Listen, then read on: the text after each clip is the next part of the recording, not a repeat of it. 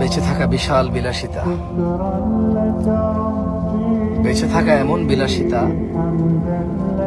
বেঁচে থাকা আল্লাহর এমন নিয়ামত যে মানুষ সুবহানাল্লাহ বললে আসমান আর জমিনের খালি জায়গাটা নেকিতে পরিপূর্ণ হয়। মানুষ আলহামদুলিল্লাহ বললে নেকির পাল্লা ভারী হয়ে যায়। বেঁচে থেকে মানুষ আল্লাহুম্মা সাল্লি আলা মুহাম্মাদ দুরূদ পড়লে 10টা নেকি হয়, 10টা গুনাহ ক্ষমা হয়, মর্যাদা বৃদ্ধি হয়। ওর প্রতি